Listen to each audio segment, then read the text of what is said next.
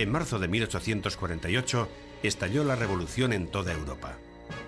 Revolucionarios armados luchaban en Berlín por la democracia y la unidad nacional.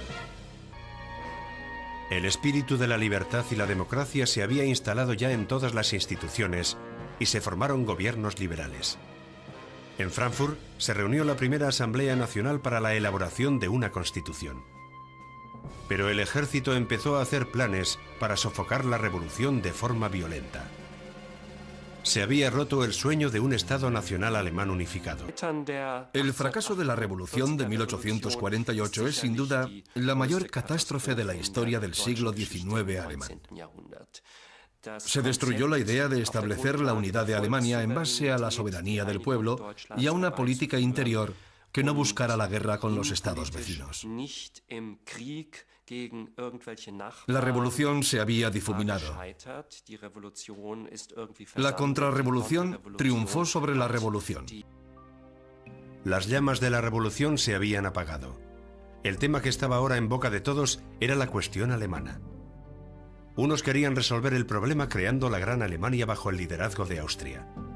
Para otros, la solución era crear la pequeña Alemania bajo el control de Prusia. Un ultraconservador como Bismarck solo podía tomarse como una derrota personal la creación de un Reich alemán en el que Prusia no desempeñara el liderazgo. Con su poderosa oratoria dejó claras sus intenciones. Las grandes cuestiones del momento, dijo, no se solucionarán con discursos ni con decisiones adoptadas por mayoría. Esos, caballeros, fueron los grandes errores de 1848 y 1849, sino con sangre y acero. Los miembros del Parlamento se quedaron sin habla. Bismarck no había dudado en invocar al fantasma de la guerra para llevar a cabo una política inflexible. Solo unos días más tarde, este terrateniente de Altmark fue nombrado primer ministro de Prusia. Ultraconservador y sin ningún tipo de escrúpulos, no se detendría ante nada, ni siquiera ante los límites de la Constitución. En cuanto tomó posesión del cargo, Bismarck disolvió la Cámara y continuó gobernando sin parlamento y sin presupuesto.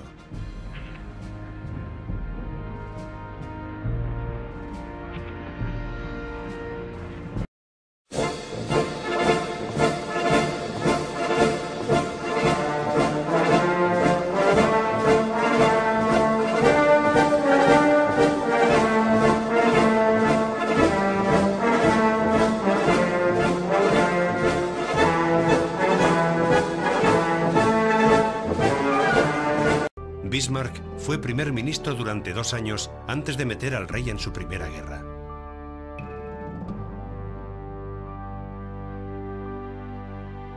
El centro de su atención política se había trasladado al norte.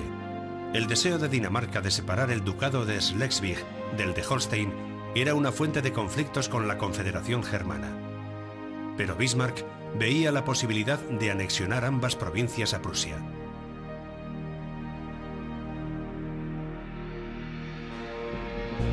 La estrategia de Bismarck pasaba por conseguir el apoyo de Austria.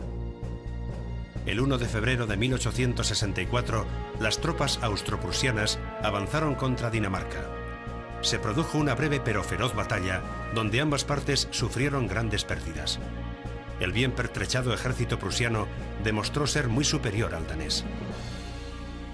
9 meses más tarde, el rey danés se vio obligado a aceptar la paz en los términos dictados por Bismarck.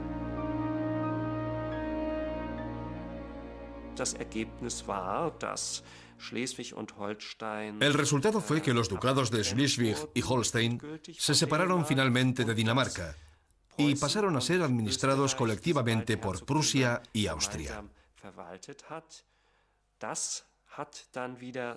Eso no tardó en causar tensiones entre ambas potencias y desacuerdos sobre cómo debían administrarse esos estados, lo que condujo a la siguiente guerra.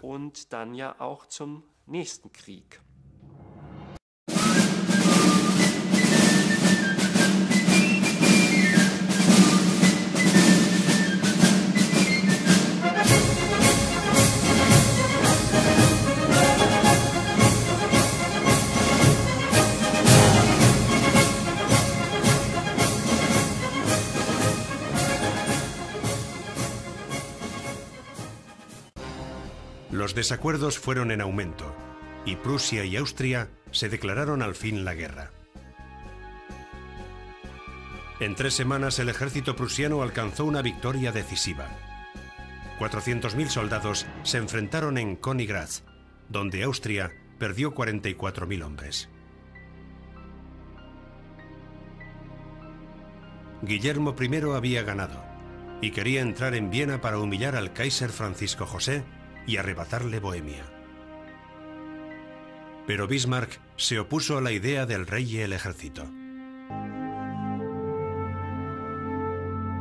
El príncipe heredero calmó a Bismarck y le mostró su apoyo. Ambos temían que la supremacía prusiana obligara a Francia a intervenir, lo que convertiría su victoria militar en un desastre político.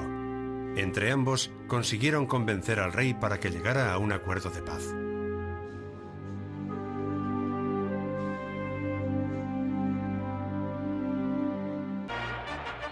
La victoria de Königgrätz se convirtió en el triunfo de Bismarck. Prusia se había anexionado Hannover, Schleswig-Holstein, Hesse, Nassau y la ciudad de Frankfurt. Bismarck fue aclamado en Berlín como un héroe nacional.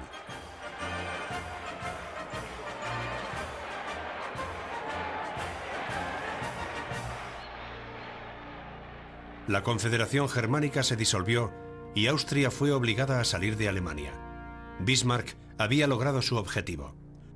Todos los estados situados al norte del río Main se reunieron en la Confederación de Alemania del Norte, de la que Bismarck fue canciller.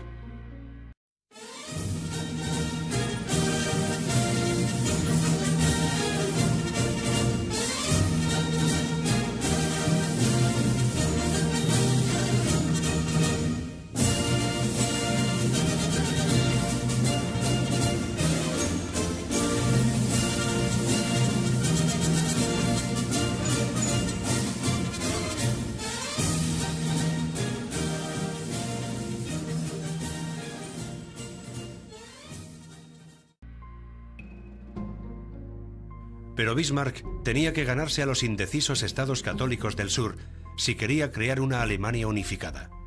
Para conseguirlo, pensó en utilizar a Francia. Bismarck provocó a Napoleón III exagerando una causa menor, la sucesión a la corona española, y convirtiéndola en una crisis internacional. 13 de julio de 1870. En el balneario de Elms, el embajador francés intentó presionar al rey prusiano para que éste renunciara para siempre a las pretensiones de los Hohenzollern al trono español. Francia tenía miedo de verse rodeada por 2 estados regidos por miembros de la misma familia. Guillermo I se negó. Esa misma tarde, Bismarck recibió un informe de lo ocurrido. Acortó y alteró el contenido de esa información y filtró a la prensa el llamado telegrama de Elms. La reacción del rey parecía ahora bastante más enérgica y decidida de lo que lo había sido inicialmente. Según Bismarck, el telegrama tendría en el toro galo el mismo efecto que una tela roja. Sus cálculos dieron fruto y el emperador francés Napoleón III declaró la guerra a Prusia. Como había anticipado Bismarck, Francia se había convertido en el país agresor.